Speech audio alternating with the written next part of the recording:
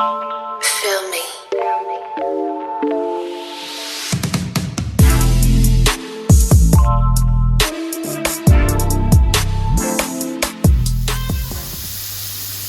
Hi guys! Welcome back to my channel.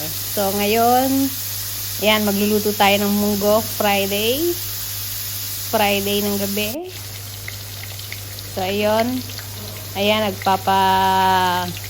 piprito tayo ng tokwa. Pati na rin yung baboy, piniprito muna natin. Tapos papakulo tayo ng munggo. Ayan, pinakulo na namin yan bago kami lumabas at bumili ng panghalo na baboy. Tokwa pala, yung baboy kinuha na lang namin dyan sa kitchen sa baba. So ayan na siya guys, malambot na siya, malambot na. So yung baboy natin ganyan, gusto natin ma-achieve yung parang nagba-brown siya, yung medyo crispy. So ginanyan natin siya, wala siyang mantika guys, sariling mantika niya yung ginamit natin dyan, taba lang talaga siya. So ayan na yung ini-aim nating itsura ng tokwa. Medyo papakrunchy natin ng konti, tapos sabay hiwain na natin na kasing laki ng baboy. So ayan na guys, ayan na yung hinahanap nating texture ng baboy. So mag-uumpisa na tayo magisa. Tignan nyo naman, nakatas na natin yung mantika niya. So yan din yung gagamitin natin pang-isa. So tara na, ito yung ating mga ingredients na kakailanganin. Syempre, sa pagigisa, kailangan natin ng bawang. Ayan na pala yung tokwa. Yung tokwang giniwa-hiwa. So, kailangan natin ng kamatis, bawang, sibuyas. Tsaka yan yung gulay na ilalagay natin after. So, ayan na guys. Umpisahan natin yung pagigisa. Ayan, din na natin tinanggal yung baboy para medyo mainit pa siya at saka mag-crunchy pa siya. Nilagay lang natin siya sa gilid. So, para makatas pa natin yung lahat ng mga mantika niya. Ayan na. So, ilagay na natin yung bawang hanggang sa mag-brown siya ng konti. Yun naman ang masarap dyan eh, yung medyo brown na yung tawag dito, bawang. So, isunod na natin yung kamatis kasi medyo matigas siya. Kailangan natin siya palambutin at makatas natin siya. Tapos sunod na yung sibuyas. Actually dapat una ang sibuyas, pero okay lang yan, hindi na yan magrereklamo. So ang kailangan lang naman natin dyan, mapalambot sila. So ayan, medyo i-press natin ng konti. Tignan mo, medyo matigas pa rin yung ano ba tawag yan? Kamatis. Yan, dapat maigisa na natin siya ng ganyan. Paghalo-haluin na natin pag malambot na siya. Tapos bago natin siya ilipat doon sa ating pinakulong munggo. So yung pinakita ko kanina sa inyo, nakabukod-bukod sila. Bukod-bukod. So ilalagay pa pala natin dito yung tokwa. Para magisa din siya. Yan. Yan yun. Diba? Mukha na siyang madami. Mukhang magpapanggap na talaga yung munggo namin. Kasi konti lang ang balak naming lutuin. So, medyo wala kaming ibang mailahok. Yan, bumili kami ng tokwa. Mura lang ang tokwa dito. Pampasarap. Wala kasi tayong chicharon. So, DIY. Pwede naman ang tokwa. Masarap din naman yan. So, basta meron tayong maiulam. Ayan. So, ready na yan. Yan, konting-konting ano bang tawag dyan? Konting-konting halo pa. So, let's go. Isali na natin siya doon sa kaldero ng pinakulong munggo. So, let's go.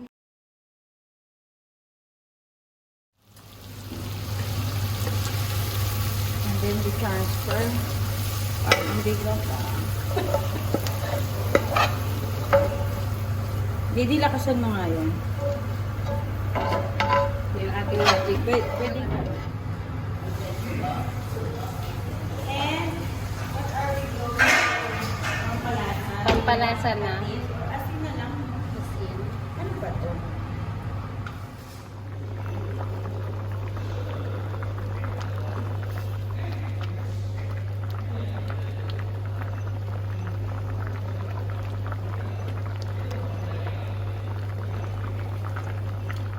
Ganda lahat, Neng. Lahat. Oo, kukunti lang yan after. Kumain ka na maraming gulay. Baka kasi pumait. Hindi siya pa.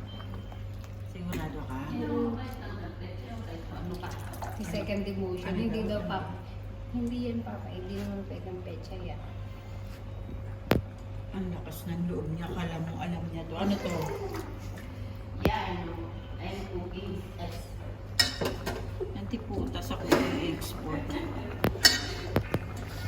Sige. Majority wins.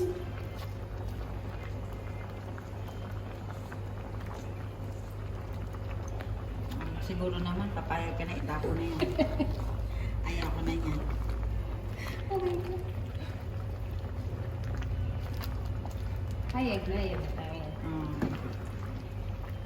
Pagtuloy niyan, wala na yung gulay, di na yung makikita.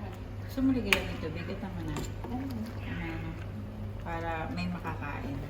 Hoy! Mag-plating ka na, hoy! Asan na yung ano? Bisa Mangkok? nagluluto pa siya.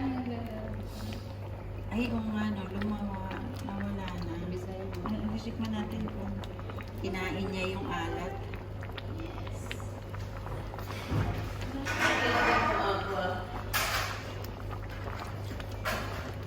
Ah!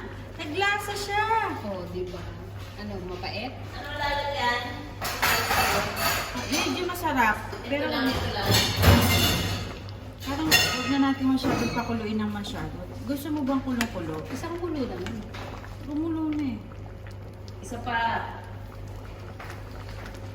Wala mo siya, cook shit talagang ano mo. Isa pa daw, sige. Lalo ba yung malaki? Oo, kasi hindi pa kasi sa maliit. Hindi! Sakto lang yan eh! Sakto lang ba dyan? O siya, sige. Oo, yung kanin. Siyempre, magpagkata tayo. Plato.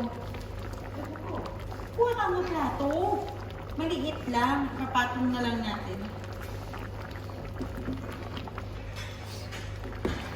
Yan ang bukas. Oo, pwede na yan. Hanggang bukas na naman. Kanin. Marami. Marami. Marami. Pang dalawang kain. Pang bukas na. Pwede na yan. Yeah. So, ayan na guys. Hatian na. Hati-hati na naman kaming tatlo. Sa room na kami kakain. Ayan na. Pantay-pantay. Kawawa yung nauna para natin siya naman.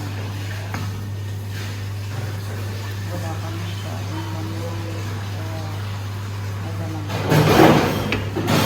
Sa'yo yan. Dahil matalino siya. Talino siya eh. Alam niya yung mga gulay. Diet ako. Ito akin na. Sabaw. Day. Ayan, day.